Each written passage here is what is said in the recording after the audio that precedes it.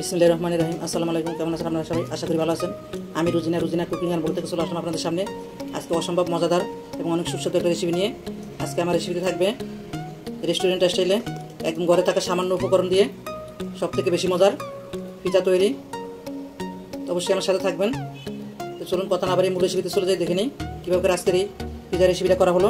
আর হ্যাঁ বন্ধুরা, আজকে আমার পিজা রেসিপি যদি ভালো লেগে থাকে এই ধরনের মজার এবং নিত্য নতুন রেসিপি পাওয়ার জন্য আমার ইউটিউব চ্যানেলকে সাবস্ক্রাইব করে আমার ইউটিউব চ্যানেলের সাথেই থাকবেন।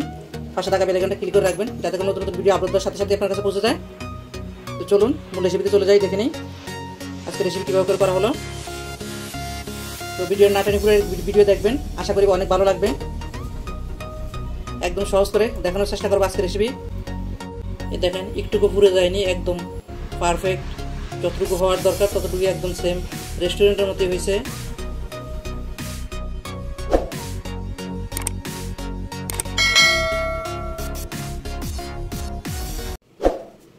পিঠা বানানোর জন্য এখানে আমি 1.5 কাপ তরল দুধ নিছি। দুধটাকে আমি গরম করে নিছি জ্বালাইয়া, কুসুম গরম আছে। এখন আমি এখানে 2 চা চামচ ইস্ট দিয়ে দিব। দিয়ে দিলাম ইস্ট। ঢাকনা দিয়ে 10 মিনিটের জন্য আমি এক সাইডে রেখে দিব। এখানে একটা বাটি নিয়ে নিছি, এখানে আমি 2 কাপ ময়দা দিয়ে দিব।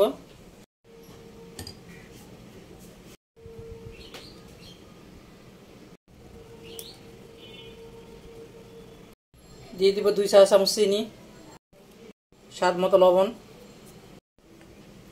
দিয়ে দিব 1 টেবিল চামচ তেল। তেলটা মেখে নেওয়ার পরে এটা এরকম হবে। এই যখন আমি হাতে এভাবে মুট করবো, এই যে মানে সহজে ভেঙে যাবে না, চাপ দিলে ভেঙে যাবে। এই অবস্থায় এখন এখানে আমি এই ইস্ট মিক্স করে রাখা দুধগুলা দিয়ে দিব। দুধ আস্তে আস্তে দিব, আর একটা ডো তৈরি করে নিব আমি। একসাথে দেওয়া যাবে না দুধগুলা, এইরকম নরম একটা ডো হবে। একবার বেশি নরম না, আবার একবার শক্ত না। এই যে এরকম এই অবস্থা থাকবে। মানে যতটা একটু সফট হবে তত পিজাটাও নরম থাকবে, সফট থাকবে। সেজন্য চেষ্টা করবেন এরকম একটু নরম করে নেওয়ার জন্য। এভাবে হালকা নরম, একবার বেশি নরম হলে আবার বানানো যাবে না। এই অবস্থায় থাকবে। এখন আমি হালকা করে একটু তেল দিয়ে তেলটা এটার গায়ে লাগিয়ে দিব।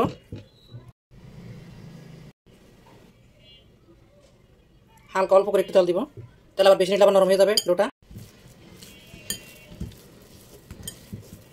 তেলটা লাগানো হয়ে গেল ডোর গায়ে। এখন আমি এটাকে ঢাকনা দিয়ে, আপনাদের হাতের কাছে যদি রেফিং পেপার থাকে তো সেই পেপারটা দিয়ে আপনারা আটকে দিবেন। আর যদি না থাকে এমন একটা ঢাকনা দিবেন যাতে ভিতরে কোনো বাতাস না ঢুকে। এখন আমি একটা ঢাকনা দিয়ে এটাকে 2 ঘন্টার জন্য এক সাইডে রেস্টে রেখে দিব। রেফিং পেপারটা দিলে ভালো, মানে বাতাসটা ভিতরে ঢোকে না। যদি হাতের কাছে থাকে সেটা দিয়ে আপনারা আটকে দিবেন, আর যদি না থাকে তো আমার মতো ঢাকনা দিয়ে দিবেন। আমার হাতের কাছে নাই, আমি এই ঢাকনাটা দিয়ে দিব।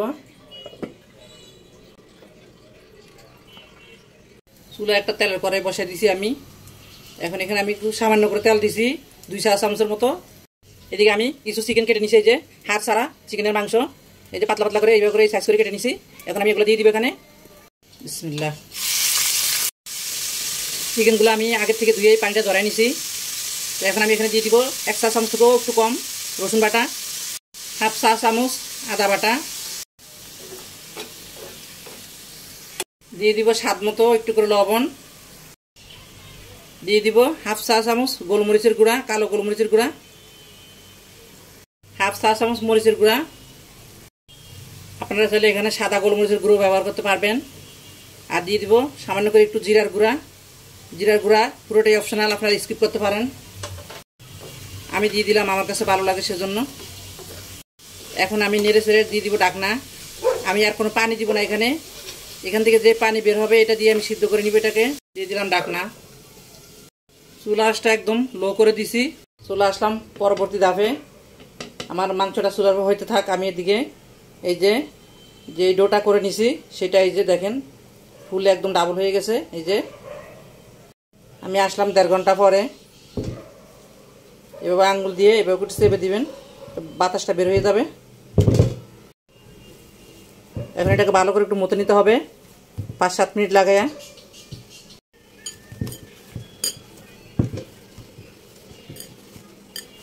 এখন এভাবে করে একটু ইয়ে করে নিব।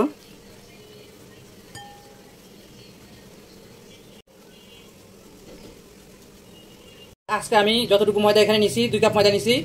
তো আমার যতটুকু ডো এখানে আছে এটা দিয়ে আমার 2টা পিজা হবে। তো আমি দুটোটা পিজাই চুলায় তৈরি করব, একদম সেম প্রসেসে।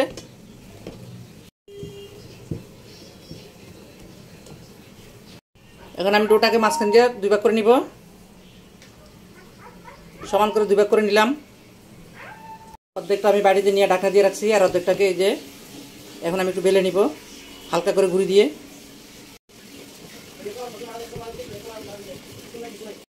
এই যে রুটিটাকে আমি বেলে নিছি, একদম পাতলা করা যাবে না, এরকম মোটা থাকবে, একটু হালকা এরকম মোটা থাকবে।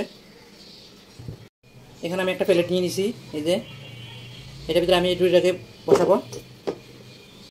হাত দিয়ে আমি একটু টেনে টেনে সাইডে দিয়ে একটু মোটা করে দিব, যাতে করে চিজগুলা বাইরের দিকে চলে না আসে, সেজন্য। এই তো সাইডেতে আমি একটু করে করে দিছি, মানে মোটা করে উপরের দিকে উঠে উঠে, যাতে করে চিজটা বাইরের দিকে না আসে। কাঁটা চামচ দিয়ে একটু করে দিব আমি এভাবে করে।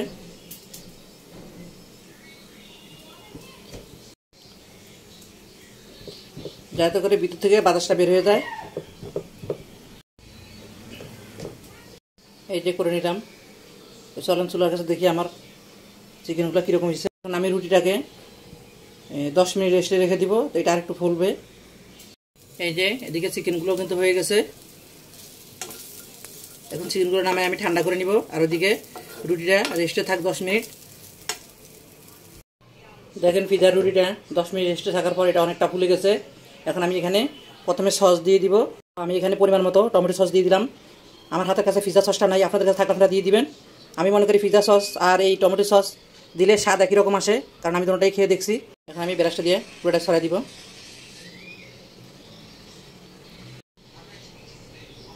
এই সাইডে দিয়েও লাগাই দিবেন, তো কালারটা অনেক সুন্দর আসবে। সস লাগানো হয়ে গেল। এখন আমি এখানে প্রথমে মোজারেলা চিজ দিয়ে দিব।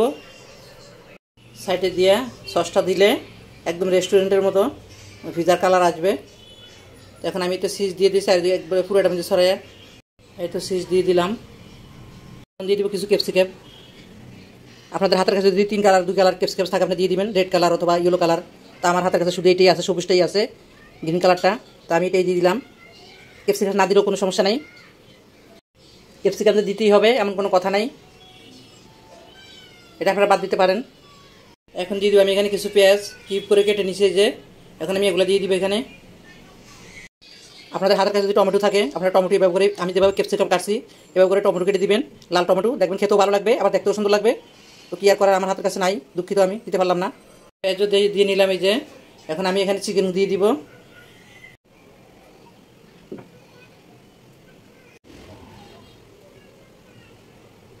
আজকে আমি একদম সহজ করে হাতে থাকা উপকরণ দিয়ে, মানে হাতের কাছে থাকা উপকরণ দিয়ে আজকে এই পিজাটা তৈরি করে দেখালাম।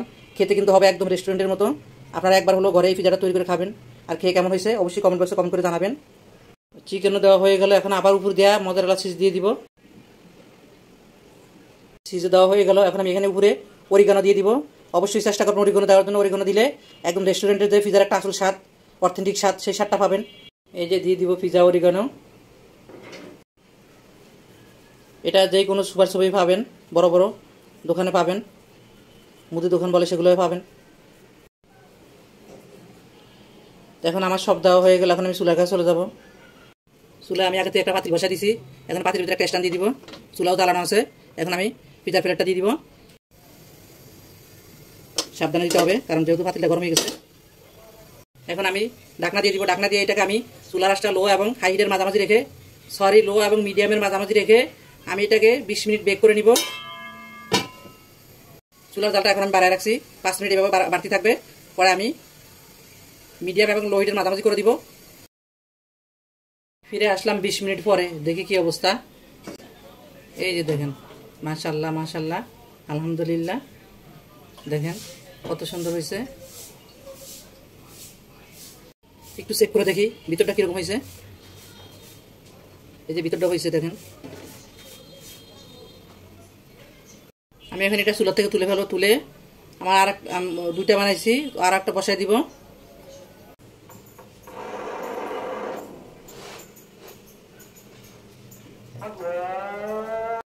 দেখেন চাপ দিলেও ভাঙে না, একদম সফট নরম। এই দেখেন ভিতরটা একদম অনেক সুন্দর হয়েছে। এই যে দেখেন অনেক ফুলছে।